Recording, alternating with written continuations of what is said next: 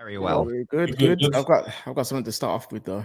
I know, and we this is a serious matter for us. So KJ has an announcement for the Football Terrace community, one that I don't know how people react to it, but KJ, I'll hand over to you, mate.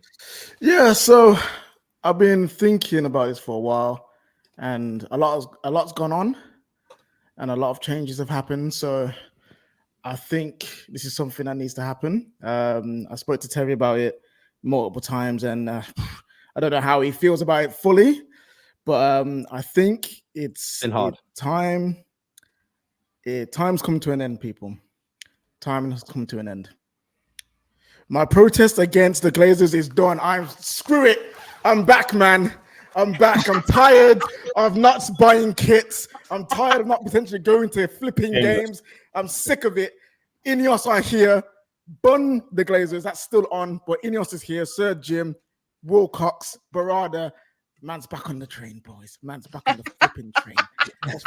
I've ordered a new kit. I'm going to wear it on flipping Saturday for the game. Guys, it's been too long.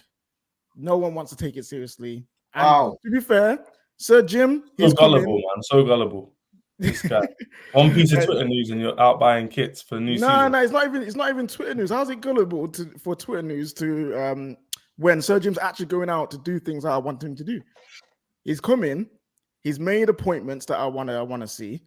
So why should I not get behind it? And plus, the Man United fan base, a load of fans who are supposed to be Glazers out, haven't been doing a financial boycott. They haven't been not going to games. They haven't been not buying kits. So why should I suffer? Why should I now suffer when I'm getting what I want and people ain't taking serious anyway? So, you know what? The kits are back on. I haven't wore a kit on stream for years, and I'm happy about it. I'm going to be back in this team, not blindly. I'm gonna be back. But yeah, bun the Glazers and Sir Jim, let's flipping go. I mean, look, listen. How do I feel about it? Like, each to their own. I'm close myself as well. Like, I'm waiting on a few more things to come out about the takeover in terms of, is there a in writing plan for them to become 100% shareholders? If there is, then I'm going to get fully behind what they're doing, because I've loved what I've heard. I love the appointments so far. There's certain things they've done which, for me as a Man United fan, I think to non-United fans, they won't give a damn about Sir Jim being angry about the cleanliness of the offices, the timekeeping of staff. But for me, all these little details are important, because we've become... I'm not surprised to hear the staff don't care. I'm not surprised to hear that there's doors that are broken, rooms that are dirty. The whole club is a mess from top to bottom. And when the people that run the club don't care, of course, that's going to seep right out to every single orifice the club has. So to see all these little things being addressed, proper football decision makers coming in, I get where KJ is coming from 110%. And it's a good segue into the first topic of the day, really. United are linked to a number of players, the likes of Elise. Ivan Toney's name from Fabrizio Romano has come up in conversation again today. I want to focus to the panel first, as opposed to KJ's opinion. But in terms of Man United starting this rebuild and coming back next summer to the Premier League in better shape and improving next year, what's everyone's thoughts on it? I'll go to Giuseppe first. Yeah, I think you guys should be a bit excited. Maybe excited's a bit far, but like something new, something that's obviously changed, that needed to be changed. And from an Arsenal fan, I know it, because when Arteta come in, there was a lot of stuff that he said had to be changed behind the scenes. And when that started changing, you see everything start changing. So that's going to happen for you lot. And I think obviously with the signings and stuff, I think the first signing you need to make is a new manager. But regardless of that, even if they stick with the manager, I think you'll know after the cup final what they're going to do with the manager. I think if you're signing players like Elise, the players that you're actually being linked to now, Elise's, Tony's, they're the correct type of players that I think Man United need. You're not going for these Antonys, these like Brazilians and stuff from other leagues. You're getting proven players that can hit the ground for you running. And I actually think, like, jokes aside, like, everyone we're going to banter you and that for finishing 8th, but I think that might be the best thing for you. I know the Europe thing, it's never maybe the best to be out of Europe and all that, but new ownership, new system. I think when we dropped out of Europe with Arteta, we was able to, like, sort of progress in a certain way slowly, because I think you're going to have to be patient. You can't just expect to be challenging next season. That could happen, you never know, but I don't think you should expect that. It should just be a process of going up. And I think for Man United fans, you can't be unhappy because it's not exactly what you wanted, because you wanted the Glazers out, but it's like half of what you wanted. So imagine you wanted a Lamborghini, but you got a Audi R8. You're still going to be happy. You've got an Audi R8, but maybe it weren't a Lamborghini, but you're still going to be happy. So I think, yeah, listen, Man United fans should be a bit excited, and it's annoying because like, just hate Man United, don't I? So I just don't want Man United to be back again. I've already got one Manchester team annoying me. Yeah. Now the other Manchester team is going to come back, and we're holding down London on our own right now. So, yeah. Holding down London on your own. What have you done exactly to be holding down London on your own? There's nothing you're bringing to the table right now apart from noise. We're the only people. We're the only club that's trying to stop another club making history, and every other club is cheering them doing it. Yeah. So. We'll save that. We'll save that for the Arsenal section a bit later. There's a good question though, Don. To be fair, Don, based on what Giuseppe just said, should Man United fans be feeling excited about the direction that we're looking to go in? Yeah, 100%, man. Obviously, like KJ said, the structure's changed now. You're bringing football guys that know what they're doing, not just the accountants like the guys that you lot had before. You know, it's good that big boy, Big Jimmy, you know, he's looking at, like you said, the things that are around the like the stadium, like looking at the mess and whatnot. Because United has been a bit of a youth club, a bit of a circus. Do you know what I mean? So now you've actually got serious people that have come in, and they're going to make some good changes, hopefully, for you guys. You know what I'm saying? So listen, everything that they're saying, I've said to KJ, take it with a pinch of salt, because as much as they're football people, you have to actually see it getting implemented first. You know what I mean? We don't know how they're going to implement things or who they're actually going to bring in realistically. But for me, just looking at it from an outside point of view, it's going to be interesting to see the amount of changes that you make to your squad. I'm going to be interested to see like who goes, who stays, you know what I'm saying? What teams come in for certain players? Because for me, United have a lot of players that they need to get rid of. You know what I mean? You need to get rid of a lot of man. You know, and there's going to be a few man that are going to be sticking around like a bad smell, in my opinion. Like Anthony, he's going to be hard to get rid of. Rashford, he might not leave as well. Potentially with a new manager and a better squad, he might work better, like what we've seen over the years.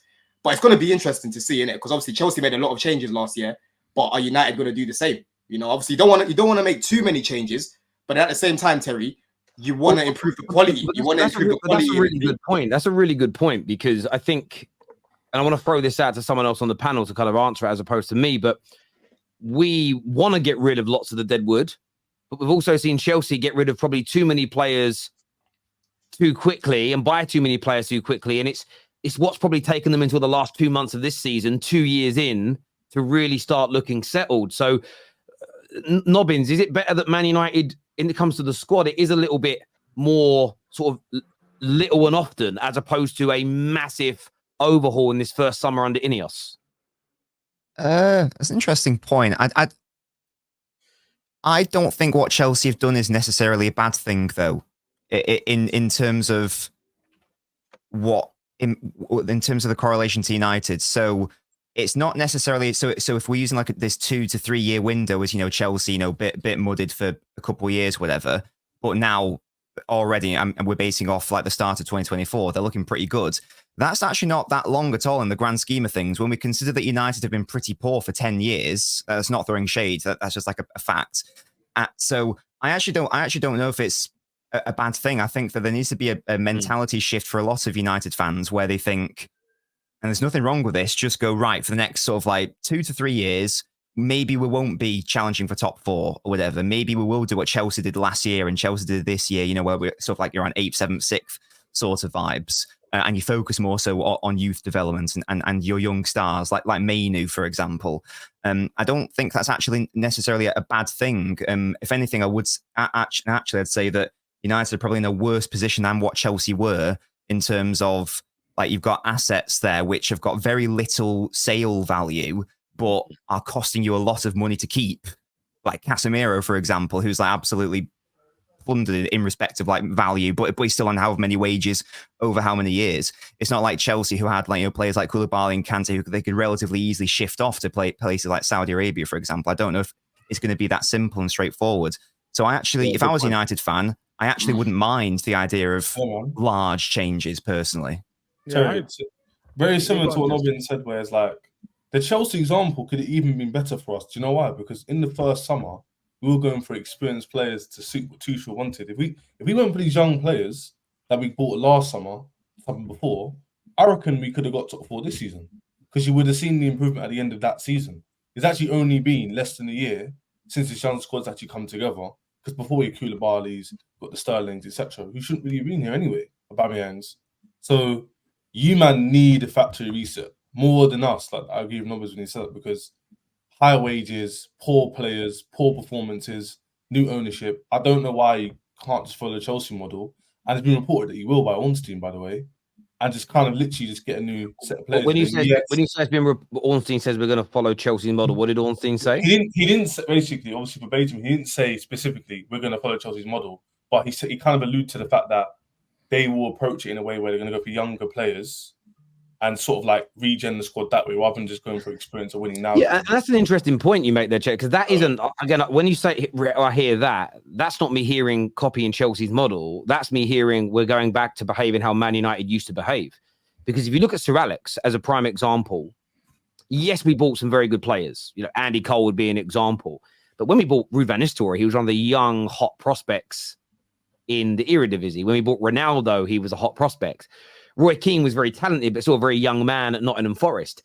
We bought known young players, but we also developed a lot of people that nobody had ever heard of. That's very much for me. If you look at, I know that some United fans hate the phrase of Man United way, but that very much is the Man United way of doing things. And it's how we've operated forever. We tried the Galactico model in terms of trying to buy the best players possible available and make it work. And it hasn't worked for us. So for me, yeah, I'm all up for that. The only element, listen, I'm not against doing stuff that Arsenal have done. I'm not against doing things that Chelsea have done, because I don't think everything that Chelsea have done has been wrong. I don't think everything that Arsenal have done has been wrong, even though there's you know, I wouldn't want to. Terry, the thing is, there's no shame in that though, because it's football. A lot of things are going to overlap. Like, of course. Listen, all your squads rotate, right? Yeah. Cool. Sir Alex Ferguson pretty much invented that concept in English football, but it's people just don't want to feel. Everyone wants to feel like that. Again, I'm not sensitive about it. There's probably elements that things that Chelsea are doing that we're going to do. There'll be elements of Arsenal. We know there's elements of City because we're looking to have a multi-club structure. That's just, I mean, and again, City didn't invent that concept, if that makes sense. So I'm not really worried about that. It's just about what I don't want to do from the Chelsea model is start the process and then flip it on its head a year later. I would like to get it, and I don't mean perfect first time, but like you just said, Ches, if you'd have started the younger model 2 years ago, you're in a better position now. So I want to kind of get it as close to accurate first time round. So I think part of that is knowing who we want to be, again, as a football club, whether it's buying youngsters, whether it is buying superstars. I'm not really that bothered, but you can't keep stopping and changing what you do every 18 months because you'll never create stability, continuity, or a positive culture.